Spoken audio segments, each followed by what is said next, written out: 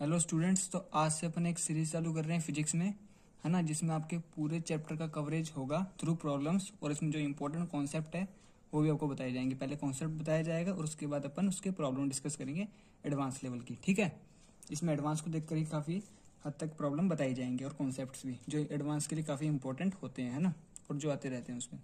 तो आज अपने रे ऑप्टिक्स लिया है, ऐसे अपन आगे पूरा 12th कवर करेंगे सबसे पहले, उसके बाद अपन 11th को कवर करेंगे। तो रे ऑप्टिक्स का पहला कॉन्सेप्ट मैं बता रहा हूँ आपको, स्पीड ऑफ इमेज। ठीक है, ध्यान से देखिएगा। तो स्पीड ऑफ इमेज आपने देखा होगा, उसमें कई लोग फॉर्मूला बताते रहते हैं, लेकिन अपन इसको बिना फॉर्मूले के सारे क्वेश्चंस कर लेंगे। तो देखिए कॉन्सेप्ट, इसमें 4 केस पॉसिबल हैं और चारों केस आपके स्क्रीन के ऊपर दिख रहे होंगे। पहला केस देखो, इन दो केसेस में क्या है, यहाँ पर मिरर रेस्ट में है ना, प्लेन मिरर है और दोनों ही क्या है, रेस्ट में है। अब एक बार क्या होगा, जो ऑब्जेक्ट है एक बार उसकी वेलोसिटी परपेंडिकुलर टू द क्या है, मिरर है, परपेंडिकुलर टू द मिरर है, और एक में पैरेलल टू द मिरर है। इसको आप कैसे कर सकते हैं, आप अपने घर पर भी इसको विजुलाइज कर सकते हैं आसानी से, और इसको याद रखने की आवश्यकता नहीं है, आप इसको अपने घर पे देख सकते हैं। जैसे ये आप हैं और ये आपकी इमेज है और ये आपका मिरर लगा होगा। जितनी वेलोसिटी से आप अपने उसकी तरफ भागोगे उतनी ही वेलोसिटी से इमेज भी आपकी तरफ भागेगी। तो अगर आप v से भाग रहे हैं तो इसकी स्पीड या रफ्तार बोल दें तो क्या होगी, वो भी v ही होगी। ठीक है, अगर आप उसकी पैरेलल, मिरर के पैरेलल v से भाग रहे हैं तो आपकी रफ्तार भी उसी की पैरेलल v ही होगी। ठीक है, अब अपने तीसरा और चौथा केस लेते हैं। इसमें ऑब्जेक्ट रेस्ट में है, ठीक है, तीसरा और चौथे केस में, जबकि जो मिरर है वो मूव कर रहा है। ठीक है, इसकी वेलोसिटी के दो केस हैं, या तो ये पैरेलल हो सकता है एक्स एक्सिस के, या फिर परपेंडिकुलर एक्सिस, या फिर पैरेलल टू वाई एक्सिस। देखो, अगर ऑब्जेक्ट रेस्ट में है, अगर ये v से भाग रहा है तो इमेज की जो रफ्तार होगी वो जिस डायरेक्शन में मिरर भाग रहा है उसी डायरेक्शन में उसकी रफ्तार की दुगनी होगी। ठीक है, और ये अगर पैरेलल भाग रहा है तो इससे इसकी रफ्तार पर कोई फर्क पड़ता नहीं है। ठीक है, अगर आप मिरर को भगाओगे, सोच के देखो, अपने हाथ में मिरर पकड़ो और अपनी इमेज को देखो, तो आप खड़े रहेंगे और अपने मिरर को ऊपर लेके जाएंगे तो आप थोड़ी भागने लगेंगे, या फिर आपकी इमेज भागने लगेगी, है ना, तो वो सेट वैसी रहेगी, तो इससे कोई फर्क पड़ता नहीं है, तो रेस्ट पे ही रहेगा। ठीक है, तो चारों केस को अच्छे से समझिए। अब अपन इस पर एक प्रॉब्लम कर रहे हैं। ठीक है, पहले आप इसको खुद ट्राई करिएगा और फिर उसके बाद इसका सोल्यूशन देखिएगा। काफ़ी अच्छी प्रॉब्लम है, लेकिन अगर कॉन्सेप्ट आप समझ गए हैं तो काफ़ी आसान प्रॉब्लम आपके लिए हो जाएगी। क्या प्रॉब्लम है देखो, मैं बता दूं आपको। दो मिरर हैं M1 एंड M2, ये हॉरिजॉन्टल से एंगल थीटा बना रहा है, ऑब्जेक्ट रखा हुआ है जिसकी वेलोसिटी v है। ठीक है, ये पैरेलल टू एक्स एक्सिस, या फिर ये जो M2 है इसकी पैरेलल ही है। क्या क्वेश्चन है कि velocity of image I1 with respect to I2 find करनी है ना। इससे कोई I1 इमेज बनेगी, इससे I2 इमेज बनेगी, तो I1 की वेलोसिटी I2 के रिस्पेक्ट में अपन को फाइंड करनी है। ये अपने पास क्या है, क्वेश्चन है। तो मैं इसको सॉल्व कर देता हूँ आपको। देखो, मैं इस क्वेश्चन को 2 पार्ट्स में स्प्लिट कर लेता हूँ। मुझसे पूछा जा रहा है कि velocity of I1 with respect to I2, and अपन को बहुत अच्छे तरीके से पता है कि velocity of I1 with respect to I2 क्या होगा, velocity of I1 minus velocity of I2। तो इस क्वेश्चन को 2 पार्ट्स में अपन स्प्लिट कर लें। पहले अपन वेलोसिटी ऑफ I1 फाइंड कर लें, देन अपन वेलोसिटी ऑफ I2 फाइंड कर लें, देन सब्ट्रैक्ट कर देंगे तो क्या आ जाएगा, अपना आंसर आ जाएगा। तो अब मेरा purpose velocity of I1 with respect to I2 find करना नहीं है, मेरा पर्पस क्या बन गया कि वेलोसिटी ऑफ I1 फाइंड करना है विद रिस्पेक्ट टू M1, है ना। तो पहले अपन I1 फाइंड करते हैं। तो मैं सिर्फ M1 को कंसीडर कर रहा हूँ यहाँ पे, देखिएगा। ठीक है, यहाँ पर मैं M2 का आपको एक बार शो नहीं कर रहा हूँ। ये एंगल यहाँ से थीटा है, देखिए ये V है और ये ऑब्जेक्ट O है। अब देखिए, अब ये अगर इसके परपेंडिकुलर होता तो मैं ऊपर वाले कॉन्सेप्ट आपको लगा देता, लेकिन ये क्या है, कुछ एंगल पे रखा हुआ है, तो मुझे क्या होगा, अपनी वेलोसिटी के कंपोनेंट करने पड़ेंगे। और वो कैसे होंगे, देखो मैं इस मिरर को आगे बढ़ा सकता हूँ थोड़ा। ये कॉन्सेप्ट आपने पढ़ रखा होगा रे ऑप्टिक्स में, बिल्कुल बेसिक है। तो इसको क्या करते हैं अपन, देखो मिरर के पैरेलल और मिरर के परपेंडिकुलर दो कंपोनेंट कर लेते हैं। ठीक है, ये एंगल थीटा है तो ये एंगल भी थीटा ही होगा, ऑब्वियस सी बात है। तो ये कितना हो जाएगा, इसका ये कंपोनेंट जिस तरफ थीटा उस तरफ कोस थीटा होता है, और उसके परपेंडिकुलर v साइन थीटा होता है। समझ में आ रहा है, ये v कोस थीटा और ये v साइन थीटा। अच्छा, ये हो गई। अब इसकी इमेज कहाँ बन रही होगी, देखो परपेंडिकुलर बनती है और सेम डिस्टेंस पे बनती है। अप्रोक्सीमेशन में यहाँ मान लूँ ये I1 है, क्योंकि M1 लिया हुआ है, I1 हो गया। अब देखो, यहाँ से ये v साइन थीटा से आ रहा है which is perpendicular to mirror. तो अगर परपेंडिकुलर टू मिरर और मिरर रेस्ट में है तो जितने से आ रहा है तो उसी उल्टे डायरेक्शन में इमेज भी चलेगी वी साइन थीटा से ही, ठीक है। और पैरेलल है तो वो उसी डायरेक्शन में होता है सेम मैग्नीट्यूड के साथ, वी कॉस थीटा, ठीक है।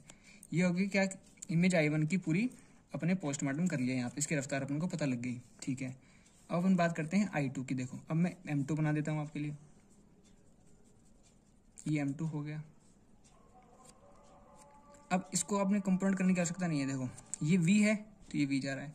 अब मैंने क्या कर लिया, कोऑर्डिनेट सिस्टम ऐसा चूज कर लिया है, ये x और ये y। जरूरी नहीं है कोऑर्डिनेट सिस्टम हमेशा आपको ऐसा ही मिले, ये अपनी मर्जी है, जिस हिसाब से आपको क्वेश्चन आसान हो जाए उस हिसाब से अपन कोऑर्डिनेट सिस्टम चूज करते हैं। देखो ये ऑब्जेक्ट है, इसकी इमेज यहाँ बनेगी I2, ठीक है। ये V से भाग रहा है तो इसकी इमेज भी इस साइड में V से भागेगी। बट अगर कोऑर्डिनेट सिस्टम ऐसा है ना, ऐसा कोऑर्डिनेट सिस्टम है तो मैं इसको इसके हिसाब से ही तोड़ लेता हूँ। देखो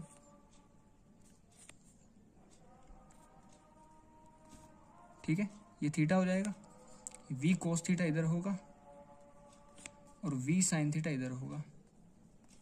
समझ में आ रहा है, ये V कोस थीटा और ये V साइन थीटा। अब देखो, अब अपन को वेक्टर अपने को अच्छी तरीके से पता है कि जो सेम डायरेक्शन में है, देखो V कोस थीटा और V कोस थीटा, जब ये माइनस होंगे तो ये तो कट जाएगा, ये कंपोनेंट तो इसको काट देगा। और ये V साइन थीटा और ये V sine theta opposite direction में है।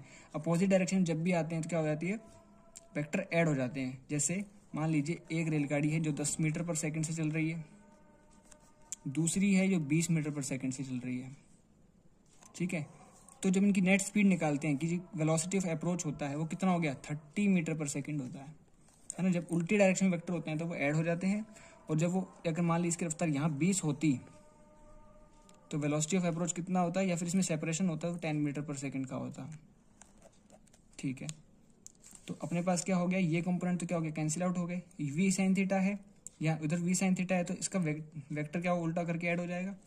तो जो velocity of I1 with respect to I2 आएगा वो 2 times of V sine theta आ जाएगा, ठीक है। आप इसको वैसे भी कर सकते हैं, बोले अगर आपको वेक्टर के फॉर्म पूछा और कोऑर्डिनेट सिस्टम ऐसा दे रखा है क्वेश्चन में तो कैसे करेंगे। देखो velocity of I1 with respect to I2 is nothing but, vector लगा देता हूँ मैं, velocity of I1 minus velocity of I2। I1 की वेलोसिटी क्या है, V sine theta J cap minus velocity of I2 कितनी होगी, V sine theta minus J cap. ये माइनस को बाहर निकाल लिया क्योंकि 2V sine theta J cap. मैंने मैग्नीट्यूड की बात की है सिर्फ, यहाँ पे मैग्नीट्यूड अपना आंसर डायरेक्ट आ जाएगा, ठीक है। तो ऐसी समझ में आ गया होगा आपको मेरे हिसाब से, है ना। ये velocity of I1 I2, velocity of I1 minus I2 है, ठीक है। ये V sine theta J cap और ये आ गया होगा। देखो एक बार मैं आपको एक बार फिर से एक बार पूरा बता दूं, कहीं भी कंफ्यूजन हो तो ये कॉन्सेप्ट आप एक बार देख लेना।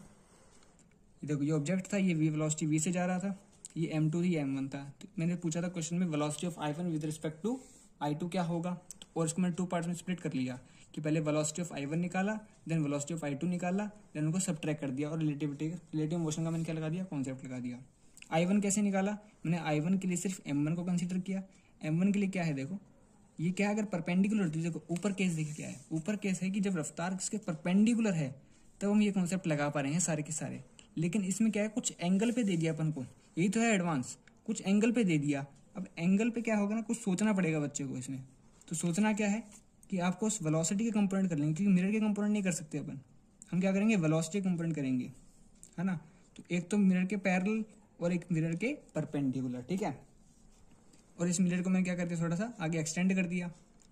अब जो ऑब्जेक्ट होता है प्लेन मिरर में, ऑब्जेक्ट की इमेज कहाँ बनती है, बिल्कुल परपेंडिकुलर बनती है मिरर के, और इक्वी डिस्टेंस बनती है। जितनी डिस्टेंस यहाँ से यहाँ तक है उतनी डिस्टेंस यहाँ से यहाँ तक भी होगी। अच्छा, फिर अपने क्या किया, मिरर की वेलोसिटी को परपेंडिकुलर कर लिया, है ना, ये पूरे कंपोनेंट कर लिए। तो इसकी रफ्तार यहाँ पे ये थी तो ये V साइन थीटा होगी, बट अपोजिट डायरेक्शन में। पैरेलल वाला कंपोनेंट डायरेक्ट ही आ जाएगा। इसी प्रकार से M2 मैंने क्या कर दिया, पहले वेलोसिटी की इमेज की रफ्तार फाइंड कर ली, उसके बाद में क्या उसके वेलोसिटी के कंपोनेंट फाइंड कर लिए, जैसे कि कोऑर्डिनेट सिस्टम उनको आसान लगा। इस हिसाब से मैंने I1 I2 फाइंड कर लिया वेलोसिटी के, और मैंने उसको रिलेटिव मोशन का कॉन्सेप्ट लगा के आसानी से सोल्व कर दिया, ठीक है। और अगर आपको समझ में नहीं आया तो आप वीडियो को रिवाइंड करके देख सकते हैं, ठीक है। और ऐसी ही प्रॉब्लम के लिए मेरे चैनल को सब्सक्राइब करें और शेयर करें।